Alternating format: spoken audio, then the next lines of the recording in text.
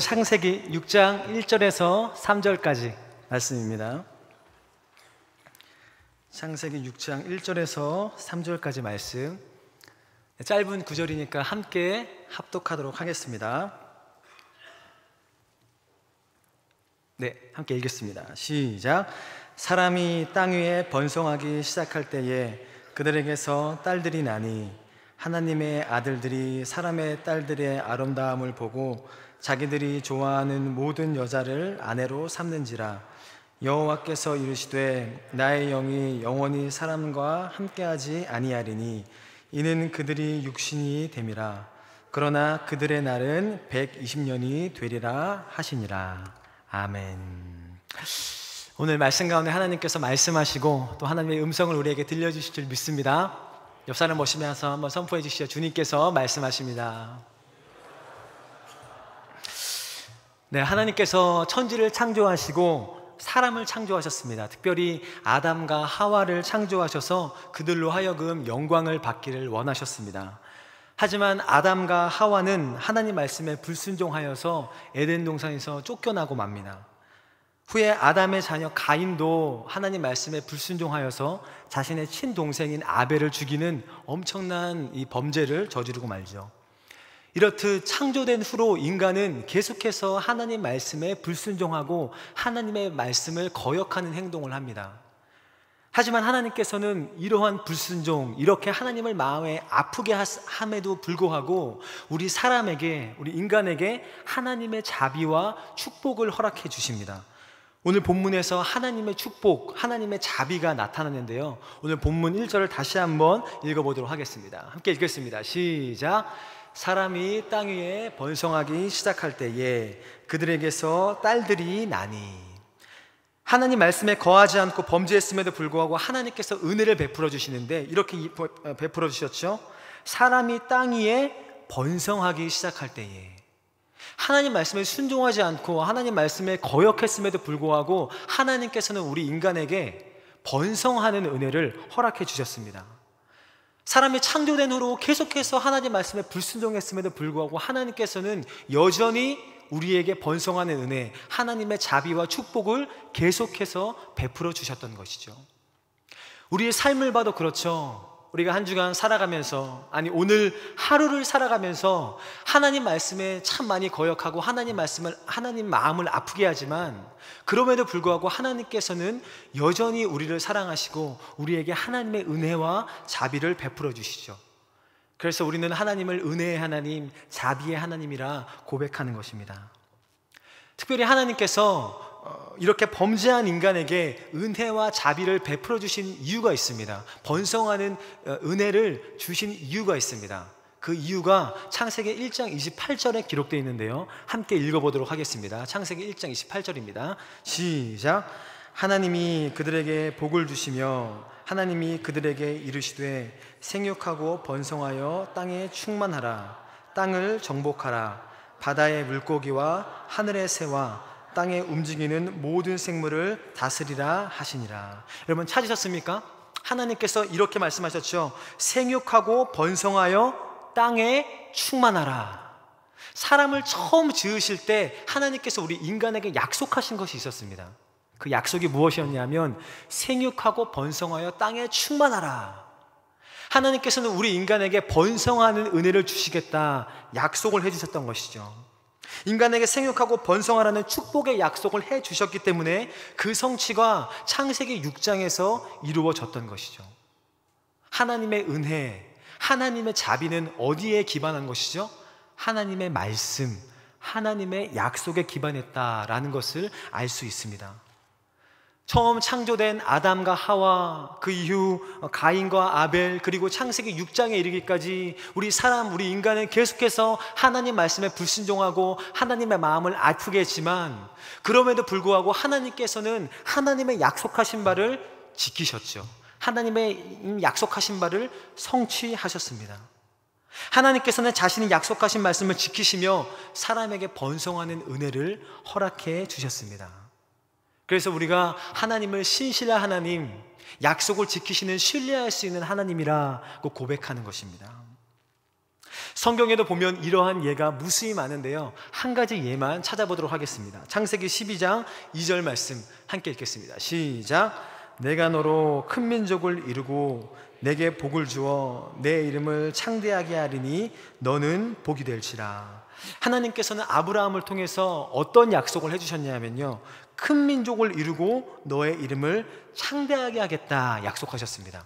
하나님께서 아브라함을 처음 부르실 때 하셨던 약속이 바로 이 약속이었어요. 내가 내 이름을 창대하게 하겠다, 너로 큰 민족을 이루게 하겠다, 너를 열방의 아비로 세워줄게 하면서 아브라함을 처음 부르셨습니다. 그런데 이 약속을 받은 아브라함의 이후의 모습은 전혀 큰 민족을 이룰 것 같은 모습이 아니었습니다. 이름이 창대할 것 같은 모습이 아니었어요. 너무나도 부족하고 연약한 모습을 보였습니다. 첫 번째로 이 약속을 받을 때에 가나안 땅, 하나님의 약속의 땅에 머물렀었는데요, 그 약속의 땅에, 이 가나안 땅에 기근이 들자 그 하나님의 약속의 땅을 버려놓고 애굽으로 떠났습니다. 성경에서 애굽은 세상을 의미하죠. 하나님의 약속의 땅이 아닌 애굽으로 내려가는 선택을 합니다. 이 약속을 받았음에도 불구하고 말이죠. 그리고 이 약속을 받은 후에 애굽으로 내려가서 자신의 아내를 누이라고 속입니다. 왜 누이라고 속였냐 하면 애굽 왕이 자신의 아내를 노렸거든요. 사라가 참 이뻤었던 것 같아요. 사라를 노리자 그것이 두려운 나머지 자신의 아내를 누이라고 속이고 애굽 왕에게 팔아 넘깁니다. 이런 말도 안 되는 짓을 2번이나 합니다. 아마 제가 제 아내를 누이라고 속였다간 저는 살아남지 못할 것 같아요. 그런데 사라는 이런 아브라함과 계속 살죠. 제가 성경을 보면서 사라가 참 대단하다고 생각했어요. 그래서 제 아내한테 이거 권면 좀 하려고 합니다. 그럼에도 불구하고 이런 범죄를 저질렀고요, 또 결정적으로 또 한 가지 말도 안 되는 범죄를 저지르는데요, 종 하갈을 통해서 이스마엘이라는 아들을 출생합니다. 하나님께서는 사라를 통해서 약속의 씨를 주시겠다 약속하셨는데 그 약속을 견디지 못하고, 그 약속이 지켜질 것을 견디지 못하고 인간적인 방법, 여종을 통해서 아들을 출생하죠. 그 아들이 바로 이스마엘이었습니다. 이렇듯 아브라함은 하나님의 약속을 받았음에도 불구하고 계속해서 말도 안 되는 행동을 합니다. 열방의 아비가 되기에는 너무나 부족하고 연약한 모습들을 보입니다. 하나님께 계속해서 불순종하는 것이죠. 하지만 하나님께서는 아브라함의 이런 모습을 보였음에도 불구하고 아브라함을 열방의 아비로 만들어 가십니다. 아브라함의 이름을 창대하게 만들어 가십니다. 이것이 왜 이런 일이 일어났을까요? 아브라함이 위대했기 때문에? 아브라함이 힘이 강하기 때문에? 아브라함의 능력이 강하기 때문에? 아니죠. 하나님께서 아브라함에게 처음 약속하셨기 때문입니다. 내가 내 이름을 창대하게 하겠다, 내가 너로 큰 민족을 이루게 하겠다. 하나님께서 약속하셨기 때문에 아브라함이 부족한 모습을 보임에도 불구하고, 아브라함이 연약한 모습을 보임에도 불구하고 하나님께서는 그 약속을 이루셨던 것이죠. 아브라함을 통해서 말이에요. 하나님은 반드시 자신의 약속을 지키시는 분이십니다.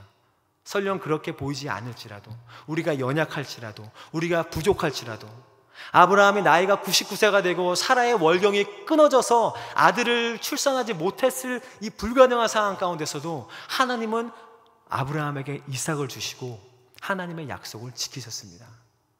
하나님은 신실하신 분이시고 하나님은 전능하신 하나님이십니다. 노아 시대 악인들에게 왜 하나님께서 번성하는 은혜를 허락하셨을까요? 그 이유는 딱 한 가지죠. 하나님께서 약속하셨기 때문이에요. 사람을 처음 만드실 때 번성하는 은혜를 주겠다 약속하셨기 때문에. 그렇다면 지금 현재 시대에 악인들이 번성하는 이유도 우리가 조금이나마 알 수 있겠죠. 왜 번성할까요? 그들의 번성은 잠시나마겠지만 하나님께서 우리 인간에게 번성하는 은혜를 주시겠다 약속하셨기 때문에 그러한 은혜가 우리에게 주어진 것이죠. 반대로 사람은 신뢰할 수가 없죠. 오늘 하루에도 몇 번씩이나 감정이 오르락내리락 하는 것이 우리 인간입니다. 오늘 한 이야기가 내일이면 바뀌는 것이 바로 우리 인간이죠. 그래서 서로를 신뢰할 수가 없어서 계약서를 작성하고 사인을 하고 도장을 찍고 증거를 남기는 것이죠. 하지만 우리 하나님, 우리의 하늘 아버지가 되시는 우리 아버지는 절대로 변하지 않으십니다. 그분은 약속한 말씀을 반드시 지키시는 분이십니다. 자신이 말씀하신 것, 자신이 약속한 것을 반드시 이루시며 자신의 계획대로 우리를 이끄시며 인도하시는 하나님이십니다. 그래서 우리가 그 하나님을 신실한 하나님, 그 하나님을 변함이 없으신 하나님이라고 고백하는 것입니다. 여러분, 우리 신실한 그 하나님을 신뢰하시기 바랍니다. 그 하나님을 온전히 믿음으로 믿으시길 바랍니다. 옆 사람 보시면서 한번 선포해 주시죠. 하나님을 신뢰합시다. 저에게도 하나님께서 여러 가지 모습으로 약속을 해주셨는데요, 한 가지 간증으로 나누면, 제가 고등학교 시절에 연합수련회에 참석한 적이 있었습니다. 그 연합수련회에서 참 많은 은혜를 받았는데요, 그 한 집회 시간에 제가 찬양을 하나님께 막 드리고 있었어요. 근데 그 하나님께 찬양을 막 드리는데 그 임재가, 그 은혜가 너무나 큰 거예요. 그래서 제가 이렇게 일어서서 찬양을 할 수가 없어서 엎드려서 찬양을 했습니다. 얼굴을 땅에 대고 한참 동안을 눈물 막 콧물을 쏟으면서 하나님께 찬양을 올려드렸죠. 기도를 했죠. 그리고 나서 한참 동안 기도를 하다가 눈을 탁 떠서 앞을 봤는데 앞에 찬양을 하던 분이 없고 제가 그 앞에서 찬양을 막 인도하고 있는 거예요. 이게 뭐지? 하고 제가 한참 동안을 넋을 놓고 이렇게 바라봤습니다. 제가 환상을 본 거예요. 당시에는 제가 왜 이런 환상을 내가 봤는가, 나에게 왜 이러한 일이 일어났는가 잘 알지 못했어요. 그런데 시간이 조금 흐른 후에 제가 깨닫게 되었습니다. 하나님께서 나에게 약속을 해주셨구나. 하나님께서 나를 예배사역자로 부르셨구나. 근데 저는 예배사역을 할 만한 사람이 전혀 아니었습니다. 첫 번째로 저는 음악을 전공하지 않았어요. 그 당시에 고등학교 시절 때는 음악을 전혀 몰랐어요. 코드가 뭔지도 모르고 연주도 하나 할 수 없고 기타도 못 치고 아무것도 할 줄 아는 게 없었어요. 음악을 전공하지 않은 나를 예배사역자로 불렀다니. 그리고 두 번째, 더 큰 문제가 있었는데, 그 문제는 저는 사람들 앞에 서는 것을 너무나 두려워하는 사람이었어요. 제가 고등학교 시절에 얼마나 두려워했냐면, 좀 뒤편에 앉아 있었는데 이 앞줄에 누군가한테 이 발표를 시키면 이렇게 쭉 뒤로 순서대로 이렇게 발표를 시키는 선생님들 있잖아요. 그러면은 맨 앞에 있는 애를 시키면 전 거의 맨 뒷줄에 앉아 있는데 그때부터 떨리는 거예요. 두려운 거예요. 막 나 시키면 어떡하지? 나까지 순서가 오면 어떡하지? 뒤에서 이렇게 떠드는 건 잘했어요. 애들이랑 조잘 떠드는 건 잘했는데 막상 앞에 탁 멍석을 깔아주고 이야기해봐, 발표해봐 하면은 얼굴 빨개져가지고 말 한마디도 막 못하는 그런 학생 있잖아요. 그런 학생, 그 소심한 학생이 바로 저였거든요. 그렇게 소심하고 말을 잘 못하고 얼굴 빨개지는 그 학생이, 그 사람이 사람들 앞에서 말하는 것도 아니고 노래를 하라니요. 하나님, 제가 할 수 있겠습니까? 그런데요, 하나님께서 20살 때부터 저를 훈련시키시기 시작하는데요, 매주 여러 번을 계속 앞에 세우시기 시작하는 거예요. 어쩔 수 없는 상황 때문에, 또 어쩔 수 없는 환경 때문에 계속해서 저를 훈련시키기 시작하는 거예요. 그리고 제가 선교단체에 있을 때는 전국에 있는 한 60여 개 되는 교회를 매일같이 돌아다니면서 찬양을 인도하고 공연을 했습니다. 하나님께서 저를 계속해서 훈련시키시는 것이죠. 20살 때부터 지금까지 15년간 하나님께서는 저를 계속해서 훈련시키고 계세요. 저를 계속해서 빚어가고 계시죠. 제가 잘났기 때문에, 저에게 능력이 많기 때문에? 아니죠. 저는 제가 얼마나 연약하고 부족한 사람인지 알고 있습니다. 하지만 하나님께서 저를 통해서 그러한 일을 이루셨던 것은 제가 잘났기 때문에, 저에게 능력이 많기 때문에 그런 것이 아니라 하나님께서 저에게 약속해 주셨기 때문에, 하나님께서 저를 부르셨기 때문에 그 부르심대로 저를 이끌어 가시고 인도해 가시는 건 줄 저는 믿습니다. 믿습니다. 아멘이라고 아멘 안 하는 거예요? 믿습니다. 하나님의 은혜는, 하나님의 자비는 우리의 행위에 달려있는 것이 아닙니다. 우리의 달란트에 달려있는 것이 아닙니다. 아브라함도 연약했죠. 하지만 하나님께서는 아브라함을 인도하셔서 사용하셨습니다. 여러분, 성경을 한번 읽어보세요. 모세도 연약했습니다. 야곱도 연약했습니다. 요셉도 연약했습니다. 다 연약한 사람 투성이었습니다. 하지만 하나님께서는요, 하나님의 약속하신 것을 반드시 이루셨습니다. 여러분, 그 하나님을 신뢰하시기 바랍니다. 여러분, 개인적으로도 하나님께서 약속하신 것이 있으시죠? 있으세요? 개인적으로? 그 약속을 분별할 필요가 있겠지만, 그것이 하나님의 약속인지 아니면 내 생각인지 분별할 필요가 있지만, 그 약속이 하나님의 약속이 분명하다면 하나님께서는 그 약속을 반드시 지키십니다. 지금 그렇게 보이지 않을지라도, 될 것 같지 않을지라도 하나님께서는 반드시 그 약속을 이루어 가십니다. 저도 제 삶 가운데에 때로는 환경으로, 또 때로는 여러 가지 상황으로 그렇게 될 것 같지 않은 상황일 때 약속의 말씀을 의지해요. 하나님을 신뢰하는 것이죠. 하나님을 바라보는 것이죠. 여러분도 하나님을 바라보시기 바랍니다. 하나님을 신뢰하시기를 바랍니다. 성경을 보면 하나님을 믿는 자들에게 하나님께서는 여러 가지 약속을 해주셨습니다. 사실 성경 전체가 하나님의 약속이다라고 말해도 무방하죠. 그 약속 한 가지를 한번 찾아보죠. 요한일서 2장 25절인데요. 함께 읽어보도록 하겠습니다. 시작. 그가 하나님을 믿는 자에게 무엇을 약속하셨냐 하면요, 그가 우리에게 약속하신 것은 이것이니 영원한 생명이다. 하나님을 믿는 자에게는요, 우리의 삶이 어떻든, 우리가 때로는 연약했을지라도 때로는 넘어졌을지라도 영원한 생명을 주겠다, 하나님께서 약속해 주셨습니다. 우리의 행위가 아니에요. 우리의 모습이 아니에요. 그 믿음으로 하나님께서는 영원한 생명을 주시겠다 약속하셨습니다. 때론 우리가 우리의 삶 가운데 불순종하실지라도, 하나님을 온전히 바라보지 못했을지라도, 하나님을 신뢰하지 못했을지라도 그 약속의 말씀을 의지하며 영원한 생명을 얻은 사람처럼 한 주간도 살아가시기를 바랍니다. 하나님을 온전히 신뢰하시기를 바랍니다. 옆 사람 보시면서 다시 한번 선포해 주시죠. 약속의 말씀을 의지하십시오. 아멘. 이 땅 위에 하나님의 은혜로 번성하기 시작한 인간, 하지만 오늘 본문을 보면 바른 모습으로 이들이 번성하지는 않았는데요, 어떻게 번성을 했는지 다시 한번 읽어보도록 하겠습니다. 창세기 6장 2절 말씀입니다. 읽겠습니다. 시작. 하나님의 아들들이 사람의 딸들의 아름다움을 보고 자기들이, 먼저 오늘 본문에서 말하는 이 하나님의 아들들이 누굴까요? 문자 그대로 하나님의 아들들이라고 해석해서는 안 됩니다.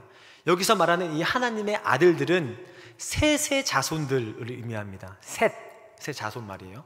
바로 경건한 사람들을 의미합니다. 셋의 자손은 예수님의 계보이죠. 예수님의 계보를 따라서 이 하나님의 백성으로 선택된 자들, 경건한 사람들, 이들이 바로 하나님의 아들들입니다. 또한 성경은 이 셋의 자녀들, 즉 믿음의 계보를 지닌 자들이 사람의 딸들을 아내로 삼았다라고 이야기합니다. 그렇다면 사람의 딸들은 누구일까요? 이 사람의 딸들은 가인의 자손을 의미합니다. 즉 하나님의 계보가 아닌 불경건한 사람들을 의미하죠. 다시 말하면 하나님의 아들들, 즉 셋의 자손들, 이 경건한 사람들이 하나님의 계보가 아닌 불경건한 가인의 자손을 아내로 맞았다라고 해석할 수 있는 것이죠. 다시 말해서 이 셋의 자손이 타락했다라고 해석할 수 있는 것입니다. 현대 시대도 노아의 시대와 다를 것이 없죠. 세상의 빛과 소금으로 살아가야 되는 우리 그리스도인, 거룩함으로 살아가야 되는 우리 그리스도인들이, 하나님 말씀대로 살아가야 될 우리의 그리스도인들이 구별된 삶을 살지 못하고 타락한 모습을 보이죠. 연일 뉴스에도 나오고 기사에도 나오고 그런 분들뿐만 아니라 많은 그리스도인들이 하나님 말씀에 순종하지 못하는 모습, 거룩하지 못한 모습을 보이며 타락한 모습을 보입니다. 꼭 노아의 시대의 모습이 지금의 시대와 비슷하다는 것을 성경을 통해서 발견하게 되죠. 오늘 본문에서는 타락했을 때 나타나는 모습 중 하나를 이야기해주고 있는데요, 2절에 보니까 이렇게 이야기하고 있습니다. 하나님의 아들들이 사람의 딸들의 아름다움을 보고 자기들이 좋아하는 모든 여자를 아내로 삼는지라.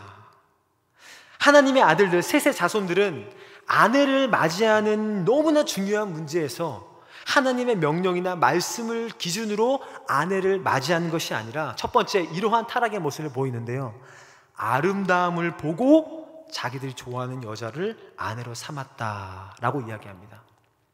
타락한 사람의 모습 중에 한 가지는 무엇이냐면 겉모습만 본다는 거예요. 아름다움을 보고 아내로 삼았다. 아름다움을 보고. 특별히 원문을 보면 토보트라는 이 단어가 나오는데요. 이 뜻이 무엇이냐면 감각적으로 유쾌한 즐거운이라는 뜻입니다. 해석하면 하나님의 아들들이 자기들의 육체적 감각을 만족시킬 목적으로 여자를 보았다라는 뜻입니다. 육체적인 감각을 만족시킬 목적으로 여자를 봤다는 거예요. 하나님의 백성이라면 당연히 그 사람이 신실한 사람인가, 하나님 말씀에 순종하는 사람인가, 성령의 열매가 가득한 사람인가, 선한 행실이 가득한 사람인가, 이것을 보면서, 중심을 보면서, 내면을 보면서 사람을 판단하고 아내로 맞이해야 되는데, 그런 것이 아니라 겉모습만 본 거예요. 이쁘다, 아내로 맞이하는 것이죠. 특별히 내 육체적인 감각을 만족시킬 목적으로 아내를 삼았다, 아내를 맞이했다. 여러분, 충격적인 이야기죠. 셋의 자손이 타락했다는 증거입니다. 또한 하나님의 기준으로, 성경의 기준으로 아내를 삼는 것이 아니라, 두 번째 타락한 사람의 특징은 자기들이 좋아하는 모든 여자를 아내로 삼았다라고 성경은 이야기합니다. 타락한 자의 특징 하나는, 또 한 가지는 자신이 좋아하는 것이 제일 중요한 것이죠. 하나님이 좋아하는 것, 성경이 좋아하는 것이 기준이 아니라 내가 봤을 때 좋은 것, 그러면 끝인 거예요. 그러면 아내로 삼는 거예요. 성경의 기준, 성경이 말하는 것, 하나님의 기준, 이런 것과는 상관이 없는 것이죠. 여러분, 어디서 많이 듣던 이야기 아니에요? 이 노아의 시대의 모습이 꼭 지금의 우리의 시대와 같지 않습니까? 많은 청년들, 많은 그리스도인들이 이렇게 교제하고 이렇게 살아가지 않습니까? 내면을 보기보단, 선한 행실을 보기보단, 예수님을 사랑하는가 보기보다는 겉모습을 보죠. 겉외모를 보죠. 그리고 그 사람을 판단합니다. 또한 신앙의 모습을 보기보다는 학벌을 보고, 가진 것을 보고, 출신을 봅니다. 여러분은 사람을 볼 때 어떤 것을 가장 먼저 보고 가장 중요하게 생각하세요? 이성 교제를 할 때 무엇을 가장 중요하게 생각하세요? 외모입니까? 학벌입니까? 출신입니까? 가진 것입니까?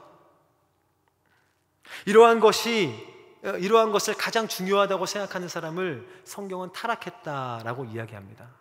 이런 것을만 보는 사람을 성경은 타락했다라고 이야기하는 것이죠.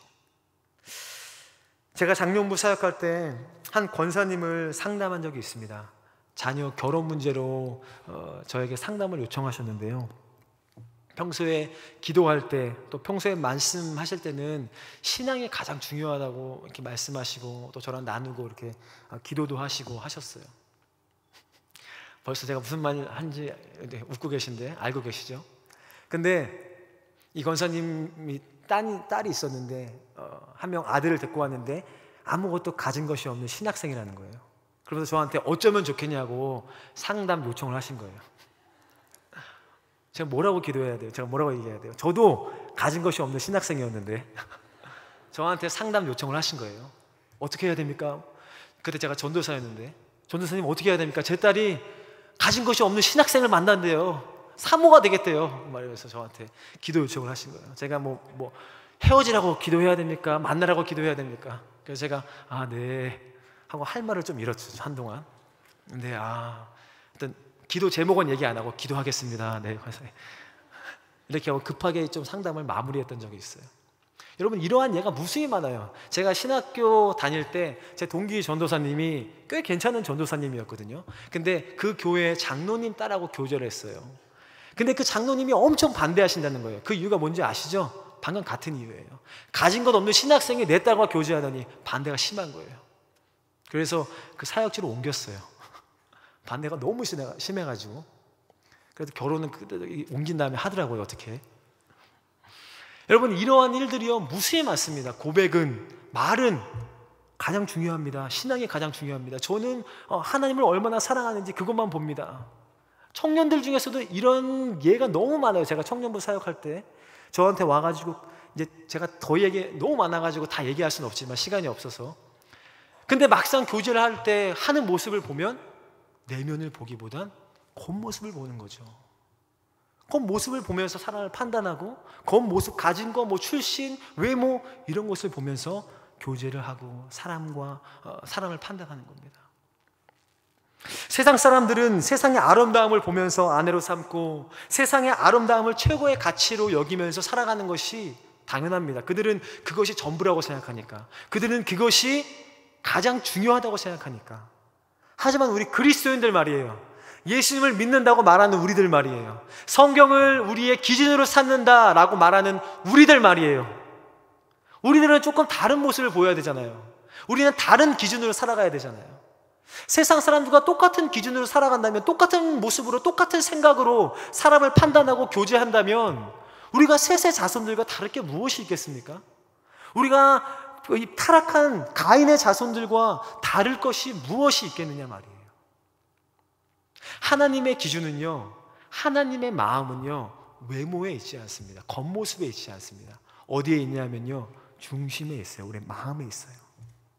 성경에요, 이런 구절들이 무수히 많아요. 겉모습이 아니라 중심을 본다는 이 하나님의 말씀 말이에요. 제가 좀 읽어드릴게요. 사도행전 10장 34절인데요 읽겠습니다. 베드로가 입을 열어 말하되 내가 참으로 하나님은 사람의 외모를 보지 아니하시고 하나님은 사람의 외모를 보지 않는다. 사도행전에서 이야기하죠. 로마서에서도 얘기합니다. 이는 하나님께서 외모로 사람을 취하지 아니하심이라. 사무엘상에서도 이야기합니다. 사람은 외모를 보거니와 나 여호와는 중심을 보느니라. 사람은 외모를 보죠. 외모를 중요하게 생각하죠. 겉모습을 중요하게 생각하죠. 하지만 하나님의 기준은 외모가 아닙니다. 겉모습이 아닙니다. 바로 중심, 우리의 마음에 있습니다. 하나님의 시선은 바로 우리 중심에 있는 것이죠. 이러한 세상의 아름다움을 추구하는 셋의 자손에게 하나님께서 3절에 이렇게 말씀하시면서 결론을 내려주시는데요, 결론 말씀을 함께 읽어보도록 하겠습니다. 함께 읽겠습니다. 시작. 여호와께서 이르시되 그들이 육신이 됨이라 120년이 되리라 하시니라. 나의 영이 영원히 사람과 함께하지 아니하리니 그들이 육신이 됨이라. 결론적으로 이렇게 말씀하십니다. 하나님의 영이 우리와 함께하지 않겠다라고 말씀하십니다. 왜요? 그들이 육신이 되었기 때문에. 여기서 육신이 되었다라는 것은 육신을 추구한다라는 의미입니다. 육신의 것을 추구하는 사람, 그 사람과 내가 함께하지 않겠다, 하나님께서 말씀하시는 것이죠. 여러분, 하나님이 함께하지 않는 것이 우리 그리스도인에게 가장 두려운 일입니다.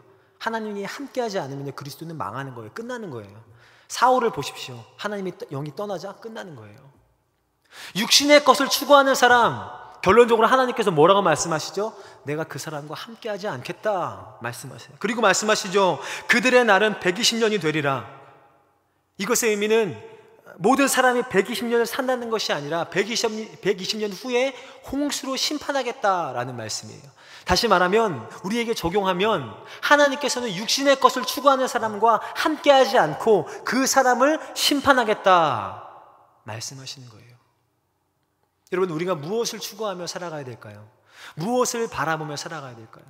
무엇을 우리의 기준과 우리의 가치로 놓고 살아가야 될까요? 그것은 하나님께서 말씀하시는 것, 하나님의 중심, 하나님이 보시는 것, 바로 영적인 모습들, 내면을, 선한 행실을 우리의 기준으로 삼아야 될 줄 믿습니다. 여러분, 우리는 모두 그리스도인입니다. 우리는 하나님의 자녀입니다. 하나님의 아들들입니다. 하나님의 자녀들은 세상과는 다른 가치관을 가지고 살아가야 됩니다. 세상의 것을 추구하며 세상에서 가치 있다고 말하는 것을 최우선순위에 놓고 살아간다면 그러한 사람은 타락한 셋의 자손과 다를 것이 없는 것입니다. 하나님의 가치관을 여러분의 가치관으로 삼으시기 바랍니다. 성경에서 말하는 것을 여러분의 최고의 가치로 여기시기 바랍니다. 그래서 하나님께 인정받는 저와 여러분이 되길 바랍니다.